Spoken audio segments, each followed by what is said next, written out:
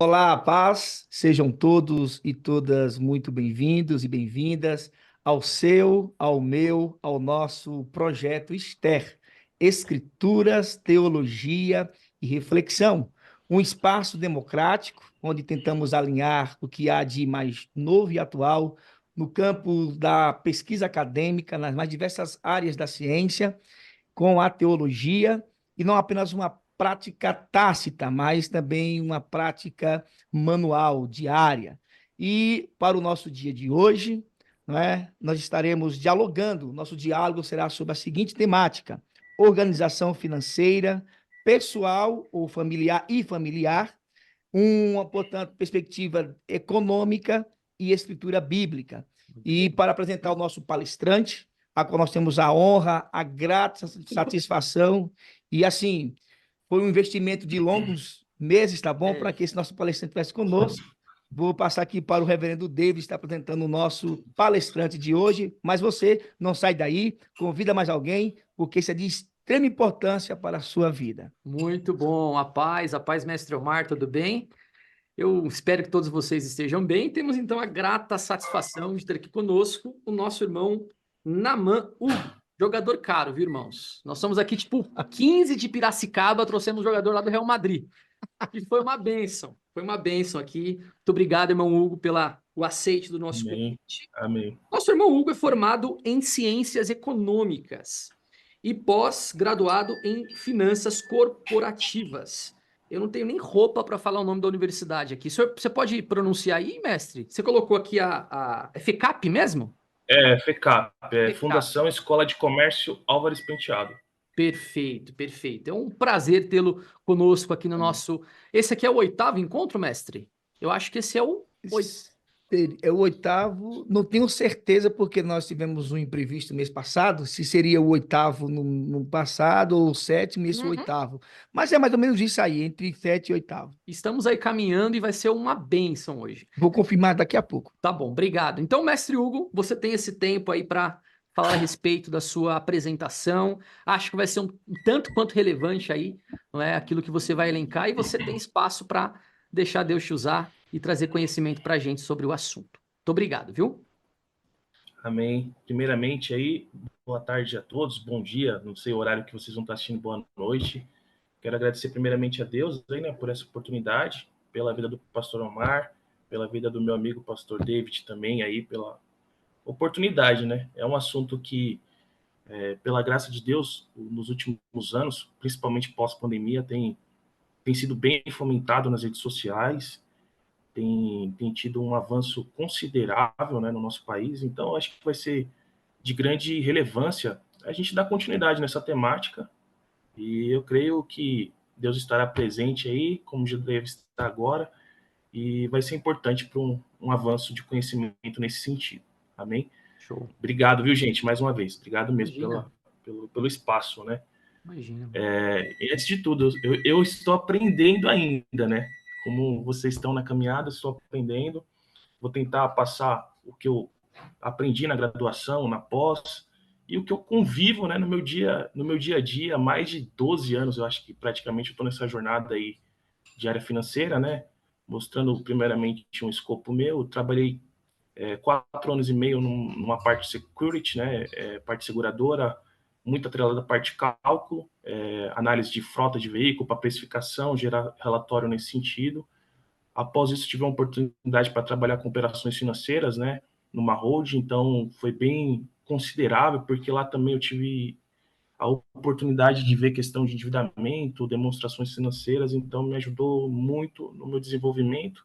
E atualmente estou há 10 anos numa área financeira que eu vejo praticamente um pouco de tudo, né? Front office, back office, com relacionamento de accounts, então tem me ajudado bastante a entender, né, o dia a dia de gestão financeira diária, gestão financeira a médio prazo e longo prazo. E a temática específica que eu pensei juntamente com eles é um aspecto mesmo da gente verificar e refletir como que anda de fato a nossa organização financeira atual, né? Para muitas pessoas solteiras, solteiros, que já estão casados, isso é um tabu muito grande, né? Mesmo tendo tido um avanço pós-pandemia, muitas pessoas não gostam de tratar desse assunto. Eu vou até trazer questões pessoais minhas, né, pontuais. Eu sou casado há 6 anos, tenho um filho de 2 anos, é desafiador demais. Eu acredito que solteiro seria muito mais simples do que no nível de experiência que eu já tive, que tenho hoje, seria muito mais, eu acho que até mais tranquilo para lidar com isso, mas um casamento é algo assim extremamente desafiador, porque cada um vem de uma origem, vem de uma criação e cada um tem um tipo de regime financeiro, né?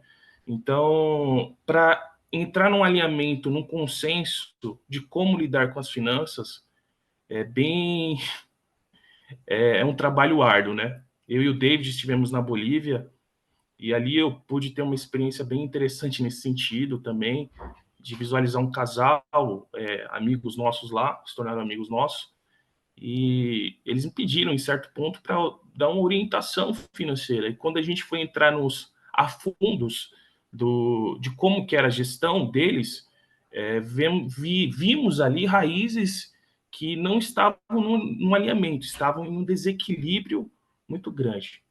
Mas voltando para a apresentação em si, quero que vocês tenham uma compreensão assim inicial.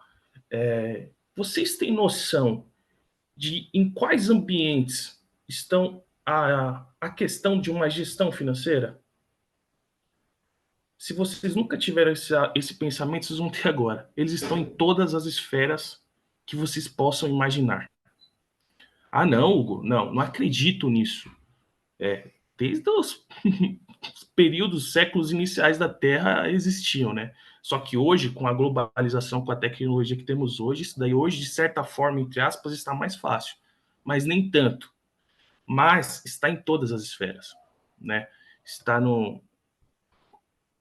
Quem gere um hospital, quem gere uma empresa de tecnologia, quem gere uma empresa bancária, quem gere uma empresa de lava rápido de veículos, quem trabalha com mercadinhos, mercearia, conveniência.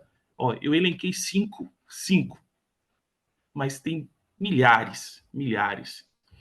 E interessante que eu vou trazer um ponto bem relevante. E somos privilegiados de estar no Brasil. Incrível que pareça. Nosso país, no Mercosul, é um dos que tem maior nível de relevância financeira, estrutural, porque, querendo ou não querendo, questionando ou não questionando o regime político que a gente se encontra, temos querendo, vocês acreditem ou não, temos uma estabilidade econômica, gente. Bolívia, Venezuela, Argentina estão numa crise profunda, né? Você vai ver a Argentina está com uma dívida com o FMI, Fundo Monetário Internacional, gigantesco. Ah, Hugo, mas teve uma troca de um presidente semelhante ao Bolsonaro. Ele está há 5, 6 meses no comando de um buraco gigantesco. Então, assim, olha quantas coisas eu já falei. O buraco é muito grande, mas, quero frisar, somos privilegiados. Na Bolívia, tive a experiência de entender um pouco a fundo e ver que nós temos a Bolsa de Valores. Na Bolívia tem Bolsa de Valores? Eles nem sabem o que é o Ibovespa. Eles não têm noção do que é uma Nasdaq. Eles não têm noção disso. Por quê? Porque o governo tem uma influência muito grande nisso. Se você for ver, desde que foi montado o Plano Real em 94 no Brasil, uma conjuntura de inflação tem uma estabilidade, uma conjuntura de nível de desemprego tem uma estabilidade. Algo, mas teve a crise do subprime em 2009, nos Estados Unidos impactou, mas voltou. Teve a pandemia em 2020, voltou. Vou contar alguma coisa muito irrelevante. O índice Bovespa, que verifica a cesta de todas as ações, de todos os mercados, de todas as empresas que estão naquele escopo, em 2020, em abril, março de 2020, teve uma queda de 120 pontos, que eu não vou entrar em detalhes do que significa isso. Ele estava no patamar de elevação grande, 120 pontos em relação ao nível internacional. Com a pandemia, março, abril de 2009, ele caiu metade para 60%, 60 mil pontos. Caraca! Isso significa dizer que é uma queda de 50%, se vocês considerarem que tinha uma ação da Petrobras naquele período de 28, numa banda de R$ 28 para R$ 32, ele caiu para R$ 12. Como assim, Hugo? Quem tinha, vou dar um exemplo pitoresco, quem tinha R$ 1.000 em ações da Petrobras, o ativo da Petrobras foi para R$ 500. Ele tem uma perca de 50%. E nisso vem um efeito manada muito grande de quem não tem um certo conhecimento nesse aspecto, vai lá e estou com medo, vou vender tudo porque senão posso perder o resto que me sobra. Mas não é bem assim, porque 5 a 6 meses, 8 meses depois, um patamar de 60 mil pontos que teve na Bolsa voltou ao normal e hoje está praticamente 110, eu não sei exatamente hoje, mas já recuperou o patamar que estava. E as pessoas que compraram mais na queda, hoje estão surfando muito mais a subir. Então, por que eu trouxe isso? Que eu quero dizer o seguinte: sempre teremos períodos cíclicos de crise e crescimento. Crise e crescimento. Então, a gente tem que entender que a gente vai passar por esses períodos, seja na vida pessoal, em áreas da nossa vida, mas quero trazer para vocês que na área financeira teremos períodos de crise, mas teremos períodos de grandes oportunidades. Então, dentro disso,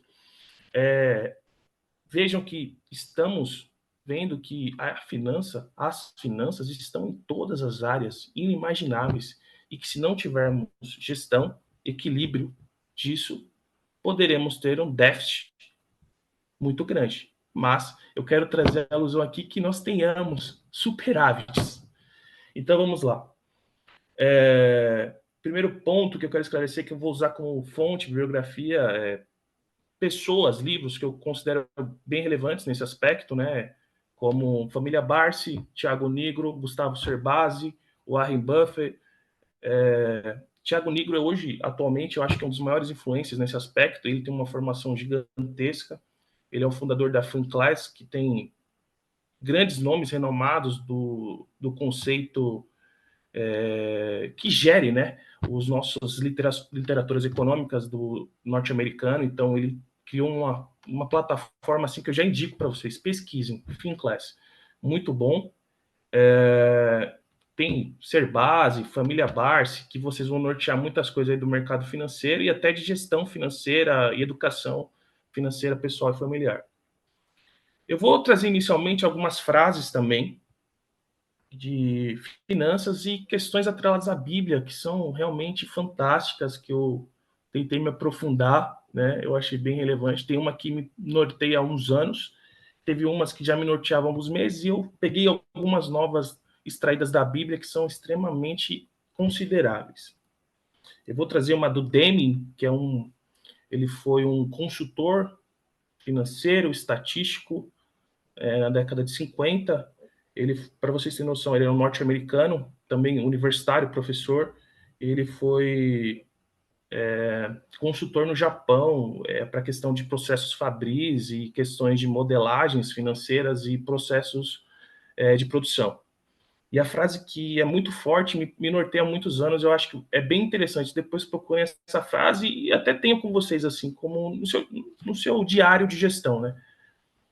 E abre aspas. Não se gerencia o que não se mede. Não se mede o que não se define. Não se define o que não se mede. E não há sucesso no que não se gerencia. Olha que profundidade dessa frase, década de 50, hein, gente? Olha o que ele falou. Está até os dias de hoje, essa frase aqui é muito forte. E um dos pontos irrelevantes da frase é aquilo, né? Não se define o que não se entende. Então a gente tem que procurar entender como está a nossa gestão financeira. O que é uma gestão financeira? O que é finanças? E a gente não precisa se aprofundar nem tanto, mas a gente tem que buscar entender pelo menos o básico, gente. Porque senão vão ter déficits e buracos. Eu vou usar esse termo muitas vezes. Vão ter vazamentos, quero que vocês entendam, vazamentos financeiros. E no limite, isso vai gerando o que a gente usa muito, né? Ciclo vicioso e bola de neve, que é horrível. Eu estou falando um termo negativo, gente. Então, assim, a gente tem que procurar entender pelo menos o básico, que é finanças, né? Eu vou explicar mais depois, através de 3 grandes princípios, os 10 grandes princípios da economia, que eu acredito que elenca muito isso. Mas agora eu vou para as frases da Bíblia, que são muito impactantes também, para a gente refletir. Há quem dê generosamente e vê aumentar suas riquezas. Outros retêm o que deveriam dar e caem na pobreza. Provérbios 11, 24. Provérbios 13, 11. A riqueza de procedência vã diminuirá, ou desonesta diminuirá. Mas quem a ajunta com o próprio trabalho aumentará. Eclesiastes 2:24. Para o homem não existe nada melhor do que comer, beber e encontrar prazer em seu trabalho. E vi que isso também vem da mão de Deus, vem de Deus. Temos que consagrar a Ele. Ter um emprego, isso aqui agora é um comentário de uma desses versículos, tá? Que eu achei bem pertinente. O autor eu não consegui achar, mas eu achei muito interessante. Abre aspas. Ter um emprego é uma bênção de Deus. Além de uma fonte de renda, o trabalho nos dignifica e nos dá ânimo. Dedique-se, trabalhe dando um bom testemunho de Cristo, certamente esse empenho dará frutos. Mas olha o que ele fala aqui, dando bom testemunho. Então a jornada financeira não é para fazer fazendo trilhas nebulosas. Então pode dar frutos, mas tem que dando testemunho de um bom servo de Cristo, né? Provérbios 21:5. Os planos bem elaborados levam à fartura, mas o apressado sempre acaba na miséria. Um dos grandes vídeos atualmente que os influencers financistas no YouTube falam, e caramba, eles trouxeram um termo que eu acho fantástico. Taxa de ansiedade, né? Hoje a ansiedade tem feito com que as pessoas que não tenham nenhum capital mensal para arcar com a parcela mensal de um exemplo, financiamento de carro, eles vão lá e compram um carro, mas eles não têm nem capital para arcar com o mensal. Aí eles pagam 1, 2 meses, no terceiro não tem. Por quê? Eles esqueceram que eles têm um capital fixo para pagar e o capital financeiro deles, despesas, para pagar. Só que o quê? Não tiveram o que é o norte da nossa apresentação aqui, uma organização, um controle, uma busca por entender, como disse Demi no início da frase, como diz as escrituras, dando bom testemunho, também é bom dar testemunho disso. Provérbios 14:15, meu Deus, é vasto, né? Ó a Bíblia, meu Deus, ela trouxe coisas, não precisava nem ter graduações disso, mas tá tudo aqui, ó, gente. O inexperiente acredita em qualquer coisa, mas o homem prudente vê bem onde pisa. Olha, prudência. Meu Deus, Provérbios 14:15. O rico domina sobre o pobre. Olha que pesado. Mas por que os judeus são tão ricos? O rico domina sobre o pobre. Quem toma emprestado é escravo de quem empresta. Os judeus, eles têm como premissa esse versículo. Não acreditam em Cristo, tal, tem tudo uma situação aí, mas eles acreditam nesse princípio. Então, tanto o crente não crente que tem esse princípio, como o judeu tem, só vai alavancando o seu capital. Um último versículo que eu achei muito importante, assim, bem legal. Então lhes disse: cuidado, fiquem de sobreaviso contra todo tipo de ganância. A vida de um homem não consiste na quantidade dos seus bens. Olha que profundidade, hein, gente? Para finalizar aqui as frases. Meu Deus, não é só ter dinheiro. Não é só ter ambição para alçar maior nível de relevância financeira. Não é só isso. Não é só isso. A gente vai voltar nessa frase lá pro final, tá? Da apresentação, porque ela é muito forte. Foi como uma flecha em mim também isso aqui. Então, o foco dessa apresentação é trazer uma relevância mais real, né, de como estamos lidando com as finanças e entender, será que a gente tem um entendimento de como estão as nossas despesas e as nossas receitas, que são as entradas? Será? Será que a gente, vamos dizer assim, que estamos em Cristo, né, que ele falou do bom testemunho né? Será que a gente, como cristão, ou até como não cristão, será que a gente tem seguido princípios para nossa gestão financeira, gente? Será? Então, eu quero que vocês tentem trazer essa reflexão e gerar um entendimento que a gente tem que sentar, ou a gente que é solteiro ou familiar, sentar e fazer contas, seja no papel, seja numa planilha que a gente tenha disponível. A gente tem que sentar, gente. A gente gasta tanto tempo com redes sociais, com Netflix, com viagens e um monte de coisa, e deixa isso em último plano, não é nem segundo, é último. E quando vai ver, gente, vai destrinchar aqui mais, eu vou mostrando para vocês. Vira uma bola de neve de caos total.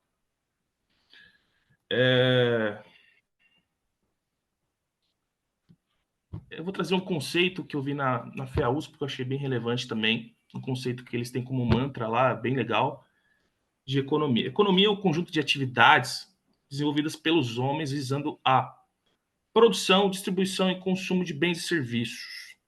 Mas dentro desse norte, buscando um equilíbrio, né? Pô, Gão, por que você está falando isso? Né? Por que você está tratando disso? Economia é uma coisa muito grande, né? Tanto que quando a gente estuda economia, a gente vê macro e microeconomia. Microeconomia é mais na questão da teoria das firmas, mas que a gente pode trazer uma alusão à pessoa física. E macro, que é uma forma de você entender as governanças que estão já implantadas de um determinado país, nação, e como que ele gere isso através de monopólios ou de uma concorrência perfeita de empresas, né?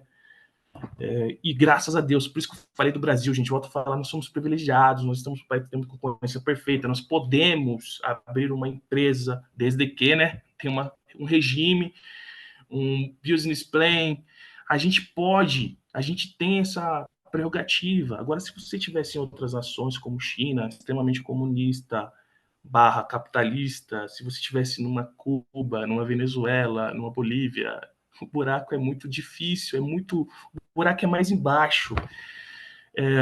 Interessante também falar que se você estivesse na Europa, nossa, a Europa é top, Hugo. Não, tem leis pesadas para você abrir empresa, muito. Tem burocracias gigantescas, e eu acho bem legal, né? Mas é o que eu estou te falando. No Brasil, você tem uma liberdade econômica muito grande para fazer muitas coisas no viés econômico. Então, tem três pontos de princípios econômicos que eu gosto muito, que a gente pode trazer para a nossa raiz financeira pessoal e familiar. Primeiro, as pessoas enfrentam trade-offs, que são dilemas, né? Como assim, Hugão? Trade-offs? Como trade-offs, dilemas? Que basicamente são escolhas. A gente tem que fazer, gente, escolhas no nosso ninho, com nossa esposa, com nosso filho. Como é que vai ser a diretriz que a gente vai seguir? Se a gente vai querer ser superavitário, que é poupador, ou se a gente vai querer ser tomador de empréstimos, de crédito. Será que a escolha que a gente está fazendo hoje para a condução financeira familiar nossa tem sido de bom testemunho? Será que nosso posicionamento financeiro tem tido uma... Pô, quando você olha para você mesmo assim no espelho, você olha no espelho, caramba, eu estou conseguindo obter resultados muito bons, graças a Deus, estou conseguindo ter uma gestão. E, tipo, sem ganância, sem ambição, eu tô conseguindo até ajudar em alguns pontos que eu gostaria de ajudar em algum ministério. Será que eu tô tendo esse superávit? Será que eu tô me agradando? Será que a minha esposa também está na mesma linha de pensamento, em concordância? Ou eu tenho sido aquela pessoa que segura tudo sozinho pro meu lado, a minha esposa não sabe de nada, meu filho não dou nada, tem até o dinheiro, mas o dinheiro, a distribuição, ó, conceito inicial de economia, a distribuição, o consumo tem sido bem distribuídos, em equilíbrio. Gente, vocês têm que refletir. Agora, trazendo um âmbito mais empresarial, nesse viés, imaginem só, eu dentro de uma empresa, gente, eu gestor de uma área financeira, de tesouraria, de caixa, nossa, eu tô vendo uma sobra ali que eu todo dia posso desviar, sem ninguém ver, ninguém vai ver, porque só eu que tenho o controle da chave, do caixa. Eu consigo desviar, consigo dar um jeitinho, ninguém vai saber. São escolhas, o homem faz essas escolhas, né? Mas um dos mantras da introdução, através de Mankell, né, em economia, ele fala que o homem econômico tem que ser um homem racional, prudente e sensato. Será que a gente tem sido? Em Provérbios fala muito disso. Será que a gente tem sido insensato, negligente? Olha quantas coisas eu trouxe através do primeiro princípio de economia, hein? Então a gente vai enfrentar esses dilemas porque existe a escassez. E no grego, economia, salvo engano, economics, né? Ele no limite chama administração do lar. Olha, mano, até me arrepio quando eu falo isso. Administração do lar, da minha família, em equilíbrio, né? Tem modelagens empresariais que a gente chama uma modelagem chamada ótimo de Pareto, que é uma coisa que a gente estuda muito, economia, nossa, muito profundo, tem muitas questões de modelagens matemáticas para poder fazer averiguações estatísticas, né? E a gente sempre procura chegar nesse ótimo, né? Nessa convergência, né? Tipo, da nação ter um equilíbrio financeiro de oferta e demanda em equilíbrio. Então, assim, a gente, como pessoa física familiar, a gente também tem que ir em busca disso.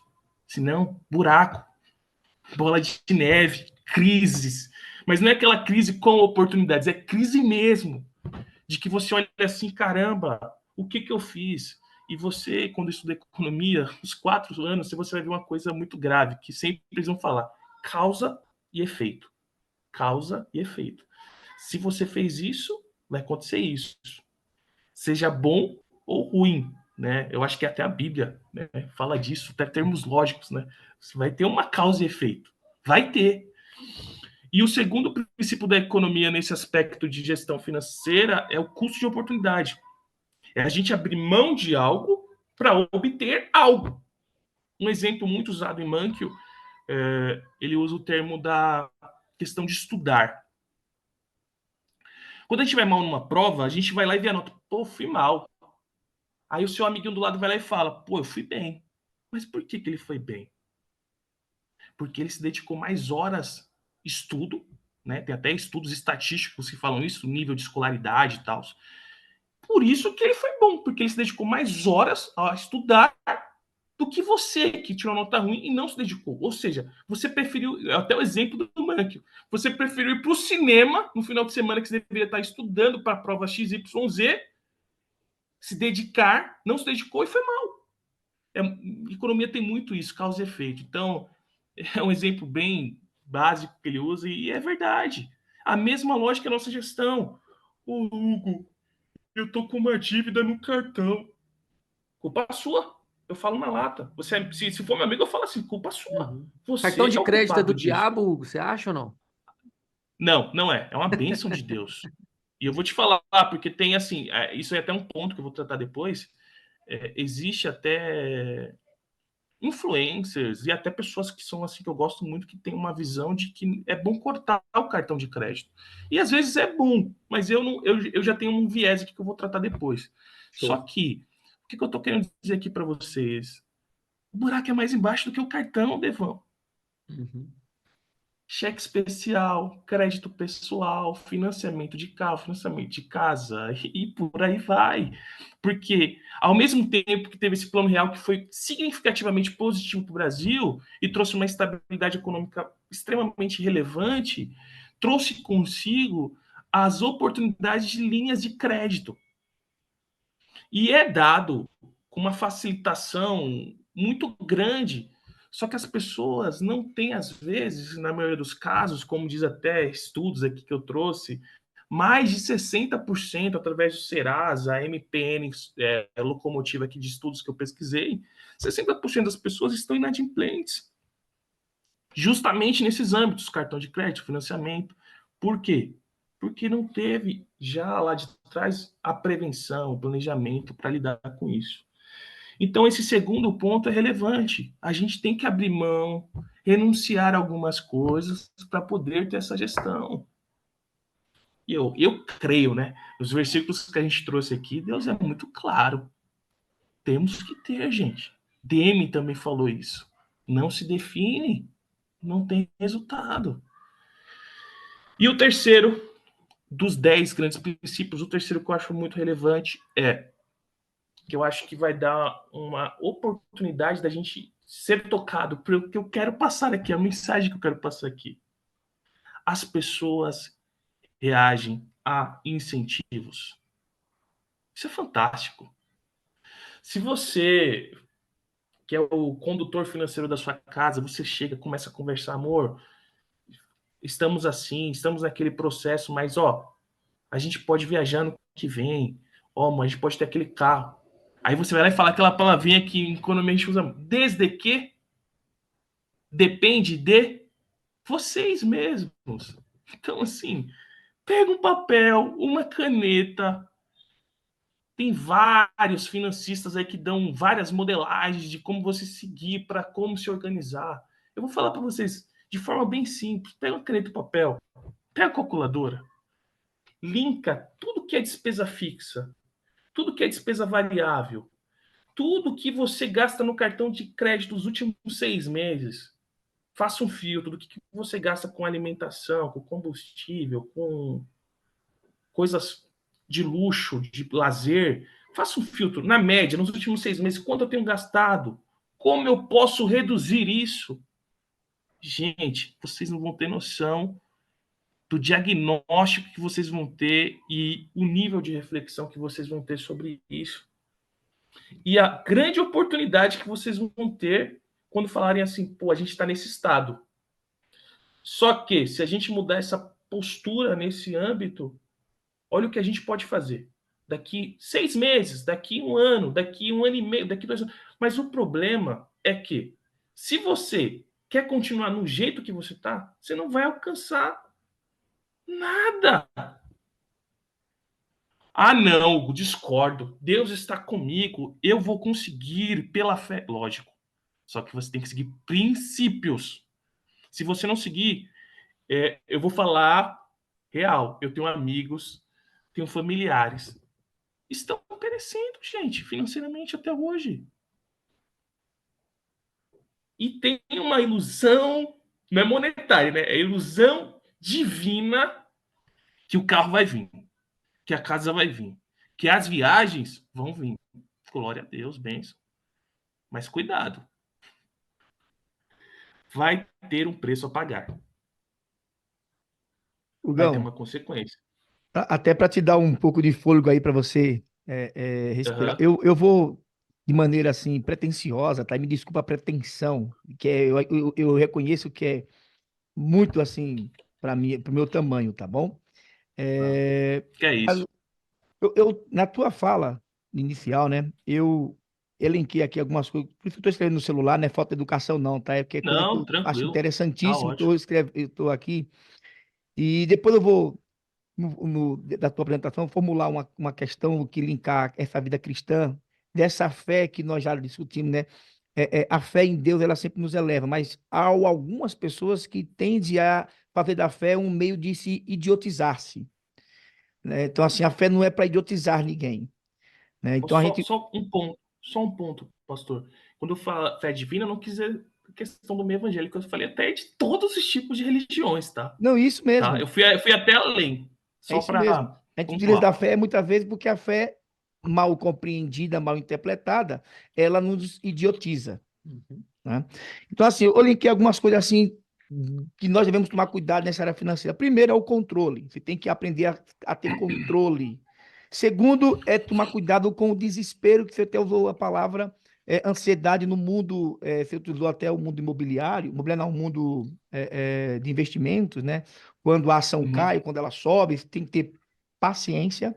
Você não está perdendo aparentemente nada porque você não vendeu, não comprou. E, aliás, há quem diga como o bar assim mesmo, né? Que quando ela cai, é a oportunidade de comprar, se você tem, porque uma hora Conhece. ela Isso mesmo. vai subir, né? Uma outra Uhum. coisa, preparo, né? Precisa se preparar. Cuidado Exato. com a cultura do consumo, que é uma religião no nosso país. Facilidade não é liberdade sem limite. Então, assim, Sim. embora um país você tenha facilidade econômica, isso não é prerrogativa para você fazer as coisas sem limite, sem cálculo, sem preparo. E aí eu coloquei, mas assim, essa liberdade que nós temos no Brasil aqui é um meio para a gente aprender a investir, coisa que a gente nem sabe o que é isso muitas vezes. Então, assim, eu fiz só um pequeno, uma síntese pretensiosa, tá?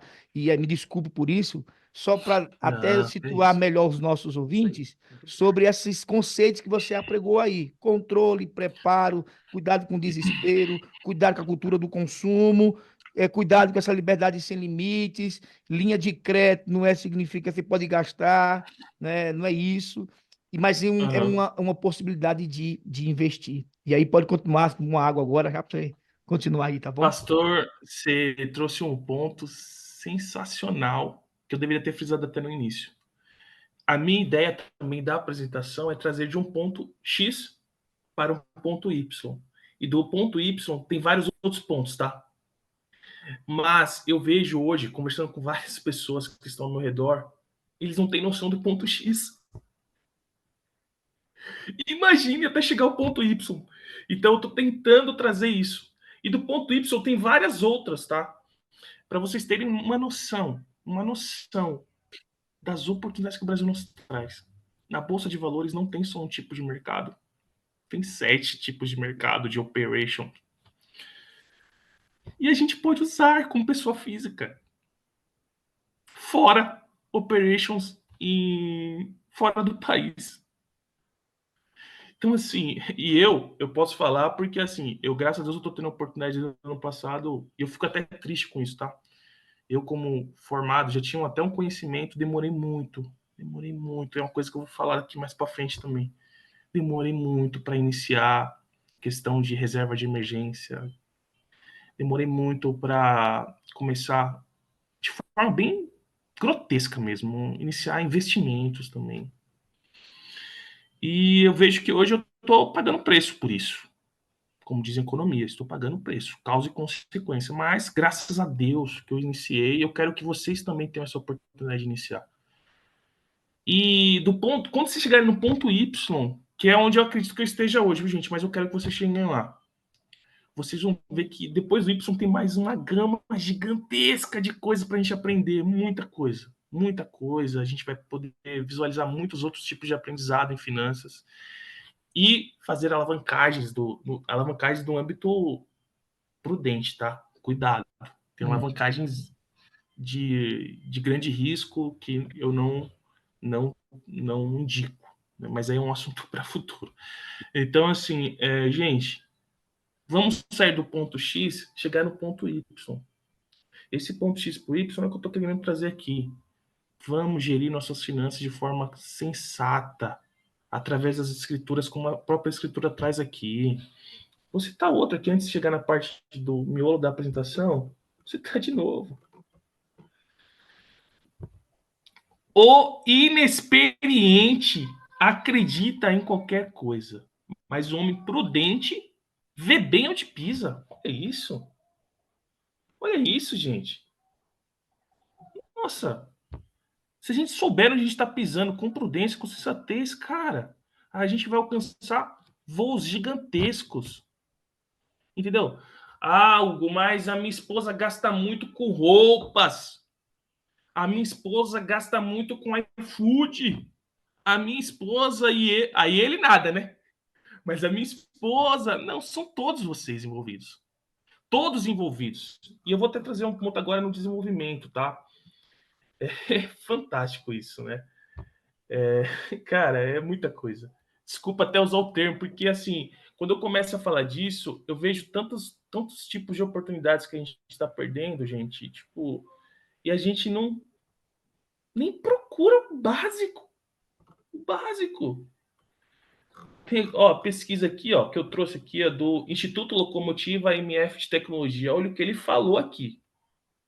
8 em cada 10 famílias brasileiras estão endividadas e um terço tem dívidas em atraso. Instituto Locomotiva MFM, SPC, Serasa Experian, os três. Não é uma fonte só.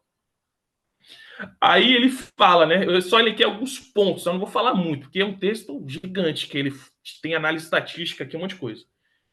Olha, abre aspas. O que continua abrindo mais brechas para a inadimplência é o que, gente? Cartão de crédito. De acordo com a pesquisa, o cartão foi a fonte de 60% dos débitos em abertos neste ano, porcentagem que superou a de 2022, que esse aqui foi um estudo em final de 2023, tá? De 56%. Os brasileiros também acumulam dívidas do cheque especial, das contas de serviços básicos, como luz, gás. Olha, gente, tem gente atrasando conta de consumo, de impostos, como IPVA e IPTU, de celular. Aí ele faz aqui um monte de dados, tá? Que eu não vou nem, vou nem detalhar. Aí ele chega no final e fala: por que que isso se ocasionou? Aí ele dá a visão deles aqui, né? Do Locomotiva MFM. Falta de planejamento. Os principais motivos, abre aspas de novo, os principais motivos é falta de planejamento financeiro, a questão do desemprego, ter gastos inesperados com saúde, e ele vai linkando percentuais, os pesos disso, tá? Emprestar o nome de alguém para efetuar compras ou contratar serviços, compras de alto valor, questão do financiamento, como eu disse lá no início, acima do que cabe no orçamento, investimentos em negócios que deram prejuízo, não fizeram business plan, às vezes, ou questões diversas, né? Também aí entra outros âmbitos. E aí ele elenca também a questão da concordância que não existe entre o parceiro e a parceira no casamento. E por aí vai. Por aí vai. Aí tem uma outra pesquisa do Infomoney, que é um canal que eu acho também interessante. Ele fala: o cartão de crédito manteve a liderança, gente, com a modalidade de dívida mais utilizada, citada por 87,7% dos entrevistados, seguida por carnês, crédito pessoal, financiamento de carro e financiamento de casa. Meu Deus. Chavenato, um dos maiores teóricos aí da administração financeira, ele traz que o desafio que a gente tem enfrentado hoje é muito grande por causa da globalização, da tecnologia e tal, mas ele destaca Chavenato, um dos livros mais usados em graduação de administração, tá? Temos que destacar a importância e a relevância de buscar saber gerenciar nossas contas pessoais e empresariais. Tá no mesmo norte, entendeu? Uma pessoa que eu gosto muito, uma frase dele também, do Ser Base, muito, muito legal, que ele tem um dos livros também que eu usei como base aqui, Casais Inteligentes Enriquecem Juntos. Pertinente, né? Abre aspas, os casais podem enriquecer juntos e alcançar a prosperidade. Ele destaca que a jornada financeira de um casal é um esforço conjunto que requer compromisso e colaboração constante. Olha, então, vocês estão vendo que o primeiro, segundo e terceiro princípios que eu trouxe são extremamente relevantes? Será que a nossa escolha, primeiro princípio, tem sido coerente, tem sido prudente para a gente sentar com a nossa esposa e definir metas? Ou será que a gente está tudo fazendo só nós? É que eu estou tentando trazer mais um âmbito familiar, que eu acho que vai nortear mais pessoas no âmbito familiar aqui, entendeu? A gente tem que tomar uma escolha, gente. Tem 3 caminhos: gerir bem, negligenciar ou ir para frente. Ou ficar no mesmo, né? Vamos dizer assim. E eu fiz uma análise minha, que eu até criei 3 perfis. Peço desculpas, mas é uma visão minha do que eu vejo. E o que eu vejo também, assim, de empresas que também estão indo pro buraco, gente. Meu Deus, é muita pesquisa. É que eu só citei uma, porque tem outras aqui, tá? Mas vamos lá. Deixa eu voltar aqui. Fui até mais para frente. Vamos lá. Diante desses 3 perfis, desses 3 caminhos, eu acho que, assim, a minha visão, tem 3 perguntas chaves que a gente tem que se fazer. Seguindo até os princípios de escolha, abrir mão de algo e incentivos que a gente vai ter isso.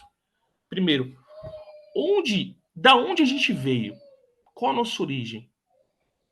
Aonde a gente está e aonde a gente quer chegar. Em administração financeira, quando eu fiz o curso, né, finanças corporativas, eles usam muito a questão de cash flow, fluxo de caixa, linha do tempo, como que foi no passado, e até modelagens financeiras usam muito estudos do passado, estatístico também, mas tem outros tipos de precursores econômicos que não, eles só querem que você alinhe com a questão do presente. Eu acho que você tem que fazer uma reflexão do passado, sim. Quando eu comecei a trabalhar em 2017 no Itaú, eu comecei ganhando, gente, um valor que hoje, né, até por questões inflacionárias, hoje já aumentou. Mas na época, meu Deus, para mim era muito dinheiro, porque eu saí do estado zero para algo.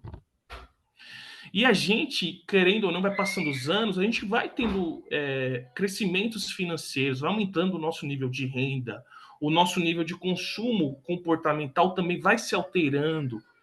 Mas se a gente não estipular, escolher corretamente, a gente vai perecer demais, gente. E as pessoas hoje, elas têm que buscar ter o que aqui na minha visão? Um perfil consciente de como que você induz os seus gastos. Será que é relevante eu gastar, vamos dizer assim, gente, comprar um carro, um financiamento, mas meu filho em casa tá com aquelas roupas que estão apertadas nele? Eu não tô falando nem que sim nem que não, mas vamos tentar trazer exemplos. Será que eu, sei lá, vamos dar um exemplo, né? Será que eu ajudar um familiar meu e não tá dando comida para minha família de forma conversável com minha esposa, se tá tudo certinho, a cesta de compras está alinhada comigo? Não, eu tô às vezes abrindo mão, comprando roupas bonitas para mim, mas para o meu filho nada, para minha esposa nada. Será que eu estou tendo princípios concernentes a um bom testemunho? Será que eu estou alinhado aos princípios econômicos básicos que o Mankio traz? Será? Então, eu tenho 3 perfis que, na minha visão, são interessantes. Então, é o quê? É o perfil consciente, que a gente vai ter uma real noção do fluxo de caixa pessoal que eu tenho, tendo prudência e planos financeiros bem claros, não só para mim, tá? Mas para todos os meus familiares estejam envolvidos. Ou eu tenho o segundo perfil, negligente. Tô nem aí. Deixa a vida me levar. Cuidado. E tem o terceiro que eu chamo de growth, né? De crescimento. Development, e que ele se desenvolve, que ele repassa informação para quem está do lado dele, quem busca conhecimento, quem sai de um estado X, Y, Z, vai avançando e vai tipo crescendo nesse âmbito também, vai buscando conhecimento nessa área. Então a gente tem que buscar ou ser pelo menos o perfil consciente ou ser o perfil growth, gente, da gente buscar entender que a gente pode alçar voos maiores. Senão a gente vai perecer. E a gente vai entrar no âmbito que eu chamo aqui de dívidas e créditos. Cheque especial, crédito pessoal, cartão de crédito, familiares e amigos e até clandestino, agiotagem. Como assim, então? Nunca vi esse... Existe, claro. Vocês sabem quanto que é o nível de juros ao ano, em média, de um cartão de crédito? Grave, gente. Entre 450% a 630%, dependendo da instituição financeira. Ao ano. Você sabe quanto está estimado o nível de crédito pessoal ao mês em um banco que você até tem um relacionamento bom? Entre 10% a 20% ao mês. Você sabe quanto que é o cheque especial ao mês, médio, dos bancos privados? Entre 8% a 13% ao mês. Juntando esses padrões aí que todo mundo conhece ao ano, vai dar em torno de 150% a 200% ao ano. Aí agora vem uma reflexão pesada. Isso daí é no nicho de tomadores de crédito. Agora indo para um âmbito de que você tem uma prudência financeira, tem o superávit financeiro mensal. Se você acumular, juntar dinheiro, o cenário não é tão bom quanto o de um tomador. Os bancos hoje estão em torno, atrelado à taxa Selic ao ano, quando você deixa investido em torno de 10. Se uma instituição for muito boa, já tendo uma concepção de risco maior, é 20% em renda fixa. É muito baixo, gente. Então, o que eu estou querendo dizer? Os amigos, instituições financeiras, eles vão sempre querer ganhar de vocês, que vocês se tornem. Eu até não poderia falar assim, mas eu vou falar. Se tornem reféns deles. Isso é seríssimo que eu tô falando. Vocês têm noção o que é 200% ao ano de juros que o banco pode pegar de você se você tiver uma má gestão financeira, se você usar aquele cheque especial disponível de R$ 10.000? Multiplica, gente, por 200%. Agora eu te falo, se você é um cara que aplica lá mensalmente numa renda fixa, no CDB, no LCI, no LCA ao ano, sabe quanto que ele vai te dar? É 10, atrelado da Selic. 10,75. Se for uma instituição com um pouquinho de risco, 15 a 20% ao ano. Esse é o cenário, gente. Isso é bom, tá? Se for comparado aos Estados Unidos, que é 2 a 5% ao ano, porque ela tem uma estabilidade econômica fortíssima e o dólar é uma moeda padrão mundial, né? Então, assim, é muito bom ainda. Mas, o que eu tô querendo dizer? A escolha. Primeiro princípio do banco e da economia, tá? Você tem a escolha. Você quer ser um tomador de crédito que paga um cenário bonzinho, 150 a 200% ao ano de juros, ou 450 a 630% ao ano de cartão de crédito, ou se você quer ser um cara, uma pessoa, uma família que tem um regime financeiro prudente, sensato, atrelado aos princípios bíblicos, atrelado aos princípios e orientações do circuito econômico, você tem que ser esse aqui. Você tem que gerir bem suas contas, você tem que entender bem quanto que é o seu custo fixo, quanto que é o seu custo variável, quanto que é as suas despesas que estão atreladas a cartões. Eu sei, gente, não é fácil. Eu estou falando aqui do âmbito teórico da literatura. É muito desafiador, gente, porque assim, cada um tem uma criação, vem de uma família, de uma origem. E a gente vai alçando, né? Quando eu comecei lá, eu fiz aquela alusão da onde eu vim. A minha família, às vezes, pode não ter tido nada, e agora eu tô começando a ter, aí eu começo a gastar desenfreadamente. Temos que ter muito cuidado. Por quê? Agora eu vou trazer uma visão de longo prazo. Vocês acham que o governo vai garantir sua aposentadoria daqui 15, 20 anos? Claro. Só Deus sabe. Eu disse sim, então vou confiar. Tô brincando, né? Tô brincando. Mas eu vou fazer uma análise bem grotesca aqui, que era bom slide, né? Com planilha, que eu amo. Mas vamos lá. Olha que interessante. Você sabe quanto que... Eu vou trazer um exemplo aqui. Um exemplo pitoresco. Certo. Supondo que economia tem muito disso, né? Hipóteses, suposições, mas que a gente traz para nível real. Vamos lá. Vamos supor que um salário mínimo fosse R$ 1.000. Em média, o governo tira de FGTS 8 a 9%, 9%, vamos considerar 9% de FGTS e 9% de INSS. Esquece o FGTS, tá? Que é uma outra situação. Vamos usar só o INSS, que é o viés que ele traz de questão de security e de questão de aposentadoria que você possa ter quando você completar aquele período de idade necessária. Supondo que ele tire R$ 90 da sua conta todo mês, lá que a empresa a qual você trabalha vai pagando. Só que vai tendo reajustes, correções monetárias e tudo mais. Vamos supor, hipoteticamente, que você fique pagando isso. Você não, que a empresa tem que pagar compulsoriamente para você, né? Se fosse você, eu já não sei se você pagaria, porque tem aquela questão da escolha, dos princípios. Mas vamos lá. É uma questão compulsória, que é tirada da sua renda, 9%, R$ 90 acumulada. Vamos supor, eu nem fiz uma conta, vamos supor que juntou lá R$ 100 mil. 35 anos pagando, nem sei, eu nem fiz a conta aqui, tô chutando, tá? R$ 100 mil acumulado de que o governo pegou seu. Se você tivesse feito isso, ao invés do governo ter feito isso para você, primeiro ponto, esse dinheiro acumulado seria seu. Segundo ponto, se você tivesse já tido a busca pelo entendimento que o Deming falou lá atrás, você poderia estar extraindo proventos, dividendos mensais. Você já poderia ter garantido uma aposentadoria de R$ 900 ao mês. Que interessante, Hugo.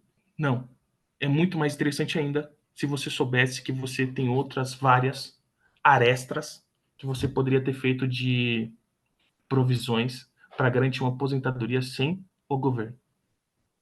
Se lá atrás eu, quando comecei a trabalhar, juntasse R$ 50 por mês, fizesse um aporte todo mês, já estou trazendo uma visão lá para o nível do ponto XY para o Z agora, tá, gente? Esse é o Z. Você poder ter garantido uma aposentadoria, nem trabalhando 35 anos lá, 15 aninhos, fazendo aportes com valor tranquilo, que você poderia às vezes ter cortado no iFood, Certo. R$ 200 por mês fazendo os aportes, sem depender do governo. Ô, mestre, Mas uma como eu pergunta. disse, gente, só um ponto. Somos privilegiados, tá? Que a gente tem essas oportunidades. Só para finalizar, gente, pode continuar aí, David. Não, só uma pergunta. É assim, eu vejo que seria a falta de educação financeira. Eu não Exato. estudei como o pastor Omar, escola particular, quando era criança. Eu Já também não, tinha tá? a educação Também não estudei, financeira. mas... A minha escola particular lá em Infância chamava-se pública. Porque hoje me parece que as escolas particulares, não sei as públicas, posso estar falando besteira aqui que eu sou leigo, já tem no seu bojo de ensino a educação financeira para os seus alunos. Desde pequenininhos eles já vão aprendendo ali mecanismos para você eventualmente guardar o dinheirinho e tal. Como é que alguém como eu, medíocre, entendeu? Que não tem todos esses aparatos de Excelente. conhecimento, Excelente. possam Excelente pergunta também. eventualmente começar uma reeducação financeira juntamente com a sua família, do zero. É muito Qual seria a simples. dica que Muito você simples. poderia dar assim? O que o Xavenato acabou de falar aqui? Estamos vivendo num mundo extremamente globalizado e com altíssimo nível de tecnologia. Eu iniciei o vídeo falando aqui de umas pessoas que eu sigo. Pesquisa esses caras. Não olha nem para mim. Eu sou um. Falo como você. Eu sou um afegão médio. Artigos sobre finanças básicas financeiras. Google. YouTube, canais. Thiago Nigro, Serbase. Pesquisa, gente. Vocês vão ter uma noção ainda maior do que eu estou falando aqui, de modelagens simplificadíssimas de como seguir uma gestão financeira básica. E assim, David, eu vi que agora tem algumas escolas que estão colocando, eu não sei como é que está efetivamente isso, mas graças a Deus, isso é muito bom. Sim. Só que os dados que eu vejo, IPEA Data, Instituto de Pesquisas Econômicas Aplicadas, só tem coisa inadimplência elevadíssima. Isso representa não ter conscientização financeira ainda, não ter uma educação minimamente básica financeira. Então, como que as pessoas vão sair de um ponto e ir para outro e para galgar outros? É muito assim, falta muito ainda, é uma jornada a trilhar. Mas graças a Deus que vocês trouxeram essa temática, isso daí eu acho que vai ajudar muita gente a pensar, refletir. Aonde a gente estava, onde a gente está e aonde a gente quer chegar. Porque se a gente continuar com aquela visão, vai dar certo, vamos desse jeito que vai dar certo. Pega um empréstimo ali, pega uma ajuda familiar ali, usa o cheque especial aqui, consome desenfreadamente o cartão de crédito ali. Quanto ao cartão de crédito, gente, eu vou falar. Eu não acho ruim, desde que vocês estipulem o valor padrão a se gastar no cartão de crédito. Lembrando dos lançamentos futuros, tendo muito cuidado com parcelamento. Tudo bem. dentro desse sentido. E eu acho que o cartão de crédito também tem que ser usado como uma espécie de uma reserva de emergência. Isso aqui é uma visão minha, tá? Como uma espécie de reserva de emergência. Você tem 3 cartões que o banco te liberou? Deixa guardado. Algo, mas eu não tenho aquele mindset formado ainda. Então corta. Mas se Uhum. você sentar, fizer uma escolha com sua família, tal, controle financeiro, não, você pode ter, você vai se organizar, você vai seguir o caminho. E você deixa ela guardadinha, aquela reserva para uma emergência mesmo. Mas o que eu quero que vocês façam é o quê? Procurem ter esse controle, procurem colocar nas suas despesas uma saída de reserva de emergência mensal com aportes. Coloca numa renda fixa, num CDB conservador de uma instituição séria. Pega tipo bancos grandes do Brasil, Itaú, Bradesco, Santander, são dos maiores hoje, ou misto, né, que é o Banco do Brasil. Acho que é um Coloca federal. nessas instituições, Caixa Econômica Federal, e vai, gente. Corretoras hoje de investimento, meu Deus, tem várias gratuitas, Rico, Clear, tem até a XP. XP. XP tem modalidades Eles gratuitas Invest, eu também. acho, né? Uma também, não? Qual? Eles Invest? Tem uma, parece, com Easy essa pegada. Invest também tem várias. Ágora do Bradesco tem várias. Então, assim, Tá. gente, hoje tem a gente tem a oportunidade, acho que uns 7 anos atrás, era extremamente burocrático para abrir uma conta numa corretora. Hoje você abre online no celular. Então, assim, não Hugão, tem hoje, tipo assim, dificuldades. A dificuldade é gerar um regime, um axioma, né, para se seguir. É isso. Hugão, pena que o nosso tempo ele é escasso, né? A gente poderia ficar aqui Curtíssimo. conversando É, bastante. E a gente sabe que uma das coisas que o ser humano também não tem nesse mundo globalizado é a paciência de é, debruçar sobre coisas boas para refletir e isso. avaliar, né? Às vezes ele quer lá assistir algo de 20 minutos e quer que todas as suas respostas sejam respondidas em 5, 10 minutos. O Dave fez uma pergunta mais desse campo cultural, econômico e social. Eu quero trazer nesse universo, até na perspectiva do nosso diálogo hoje, que é esse link da fé com a economia e, portanto, com esse cuidado financeiro, que mesmo que você seja uma pessoa jurídica, tudo transita no meio de uma percepção também de finança familiar, porque a pessoa jurídica não é algo abstrato. Uhum. É só uma questão de conceito metodológico de mercado, né? Mas Uhum. existem pessoas ali, né? Assim, então, para você, como nós, e eu vou trazer agora, isso pode se aplicar para outras religiões, outras fés, não há problema nenhum, mas Tá. fazer uma pergunta dentro do nosso universo cristão. Eu até entendo que isso é uma maneira de enxergar o evangelho, porque como é que nós enxergamos o evangelho e como nós chegamos à fé cristã especificamente, e talvez em outro tipo de religião? Muito no campo do ritual e da liturgia. A gente enxerga até as nossas prédicas, elas são simplesmente para trazer o indivíduo, a pessoa para as reuniões, para a agenda institucional. Dentro dessa dinâmica, não falta a nós, né, enxergar esse evangelho holístico, isso é, o ser humano em sua materialidade e materialidade, conversarmos, ver também que isso é uma obrigação de construção educacional a partir da fé, essa fé que pensa além do universo ritual, litúrgico de uma instituição. Isso poderia ser também algo ritual litúrgico na minha vida financeira, porque uma educação financeira também é uma Constitucional. liturgia, ela tende a um ritual, Uhum. né? Ela tende a alguns ritos, alguns exercícios necessários. Você, como cristão, e eu pensando nisso, é, nós não deveríamos nos preocupar também em criar um ambiente de ensino, eu entendo que muitas pessoas, muitas vezes, que estão lá, porque essa é a dinâmica, por exemplo, do evangelho, né? Ele não necessariamente exige que você seja um catedrático, também não é um aporte para você ser alguém indouto, não é isso, Uhum. né? Não é uma legitimação para o indouto, Sim. não é isso. Mas ela abrange todo esse universo, ela contempla, né? Ela contempla. não falta para a gente, muitas vezes, esse interesse também de ter essa consciência de que, principalmente eu que lidero, você que lidera, não estou falando eu, Omar, especificamente, falando do líder em si, o pastor, o padre, quem quer que Uhum. seja, lidar com essas questões da vida humana, que lida com a finança, né? A igreja, ele não tem essa obrigação no seu escopo ministerial de educar as pessoas também com prática de uma verdadeira fé autêntica que mobiliza, que transforma e muda. Pastor, isso aí foi fantástico, esse seu comentário barra pergunta. Eu fiquei até, nossa, arrepiei aqui, fantástico. É fantástico mesmo, porque é até uma coisa assim que eu vou até falar para você. Onde eu trabalho, eu sempre procuro dar testemunho, né, como cristão e também como até nesse aspecto financeiro, porque é uma coisa que eu trabalho atualmente também, né? Eu tenho que ser condizente com o que eu atuo também, né?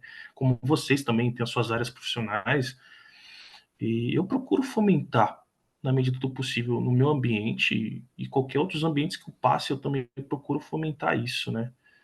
De uma forma até por uma questão minha, assim, de repassar, né? Eu acho que é uma visão, até que eu falei do perfil growth, né? Ele fala isso que é uma visão minha, tá? A gente tem que repassar essa informação.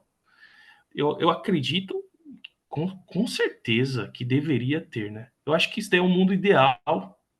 Eu creio que ainda a gente pode chegar nesse sentido, mas precisa ter os líderes bem, como eu posso dizer isso, bem engajados nesse aspecto, porque tem um empresário dos Estados Unidos que eu gosto muito. Eu vou até citar ele aqui. O nome dele é Marcos Lemones. Ele tem um programa chamado O Sócio.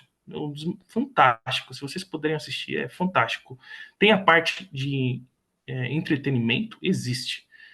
Mas se você for ver ali, ele nos episódios ele retrata muito bem a questão do que as ciências econômicas tratam, tá? Interessante que as ciências econômicas não é exatas. Olha que interessante, gente, é humanas. Só que a gente procura estudar muito a questão matemática e estatística porque a gente tem um entendimento que tem que trazer questões empíricas, né? Então, assim, o Marcos Lemones ele tem três grandes pensamentos, assim: pessoas, processos e produtos.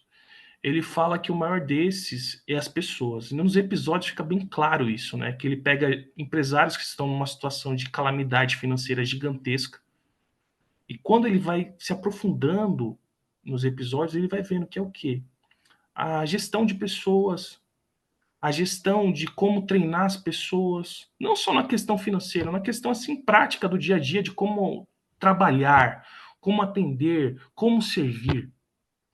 Eu acho que até um dos pontos na Bíblia que é muito forte, a gente tem que servir, né? Amar a Deus e ter o próximo como a ti mesmo. Então, assim, se a gente tivesse isso em mente de, tipo, trazer isso, fomentando isso lá, e criando até um tipo de instituição de ensino dentro da igreja nesse âmbito, as nossas famílias, os nossos amigos seriam bem mais conceituados nesse aspecto financeiro, né?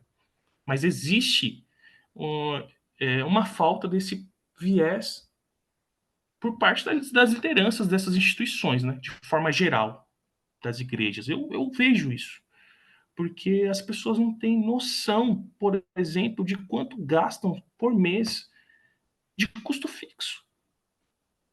Olha o limiar que a gente está, o nível. Então, assim, como é que a gente vai se aprofundar nessa temática para ir para o ponto Z, se nem uma média de custo fixo as pessoas sabem? Por quê? Porque não teve.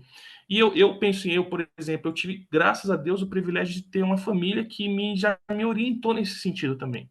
Isso é muito importante em casa também, nós como pais, estarmos orientando, até uma coisa que o Serbasi fala muito, que os casais juntos, fortes, se enriquecem mais rápido, é a questão que ele trata muito no livro dele, é da gente também orientar nossos filhos e passar essa visão para os nossos filhos, repassarem essas informações para as outras pessoas, porque senão as pessoas perdem grandes oportunidades. E é o que? Pessoas. A gente tem que falar mesmo, a oportunidade que a gente tiver, fomentar sobre isso, porque é o que o Marcos Lemones fala nos episódios dele. é tratar bem as pessoas, orientar bem, engajar as pessoas, porque tudo isso, no limite, é o que por ele estar no centro, né?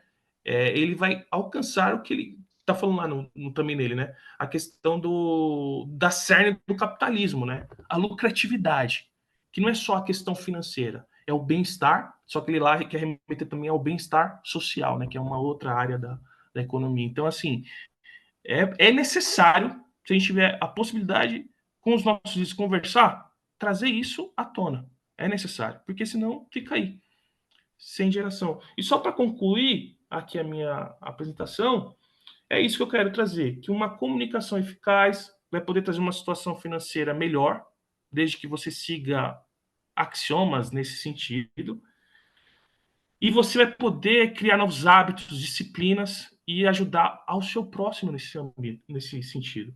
Porque senão a gente vai ter dois caminhos: ou do deficitário ou do superavitário. Eu quero que vocês estejam no superavitário. E para isso, assim, de forma bem simplista que eu quero falar para vocês. Criem um sistema. Você e a sua família tem um modus operandi, um padrão comportamental. Crie um sistema de gerenciamento simples e siga ele, entendeu? E trazendo para a palavra agora 2 versículos que vão ser bem relevantes, eu acho, também para concluir, entrelaçando com a palavra de Deus, né? Confie no Senhor de todo o seu coração e não se apoie em seu próprio entendimento. Consagre ao Senhor tudo o que você faz e seus planos serão bem-sucedidos. Provérbios 3, 5 e 16, 6, se eu não me engano. E é que eu não coloquei, viu, gente? Eu peço desculpa que foi no final. E é melhor ter pouco com retidão do que muito com injustiça.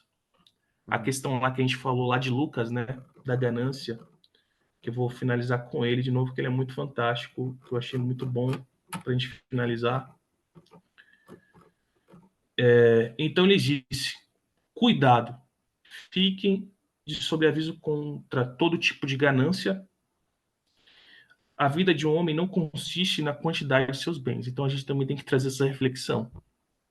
Amém? Eu agradeço a oportunidade. Tinha até mais coisas, mas é o tempo Nosso tempo também, né? aqui A é gente sabe muito que curto, mestre. A gente pede desculpa, mas tá foi muito bom. bom, né, Que pastor é Omar? isso. Eu Fantástico. agradeço. E obrigado, Hugo. Assim, com certeza nós vamos depois conversar para a gente dar o segundo volume, né? Vamos dizer assim, o segundo volume. Que é isso. O dele também tem que Muito fazer aqui obrigado. é pedido do nosso povo, né? E obrigado pela tua exposição Muito bom. enriquecedora.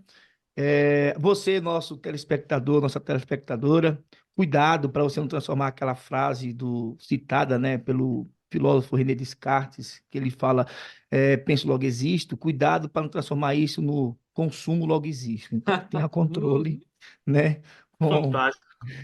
com a sua finança. Então, o nosso reverendo David aqui vai estar falando um pouco dos nossos parceiros. E depois, Hugo, é até bom, de repente, eu não sei se você trabalha com isso, mas de repente, se alguém ou alguma pessoa quiser, né, dar instrução aos seus funcionários, aos seus membros, de repente, querer entrar em contato contigo, como fazem para entrar em contato Suas redes contigo, redes sociais. sociais, te seguir ou pegar algumas dicas contigo, tá bom? Depois a gente vai ter esse espaço aí para fazer suas considerações, tá bom? David, é contigo. Tá bom. Fechou. Bom, nós queremos agradecer mais uma vez o nosso parceiro aqui, que é a Music Móveis. Inclusive, é parceiro da Dillon do Brasil, onde nosso irmão Hugo hoje presta ali os seus serviços. E ali você vai encontrar coisa muito boa. Tem gente que marca bobeira. Vou lá no Mercado Livre, compro meu guarda-roupa.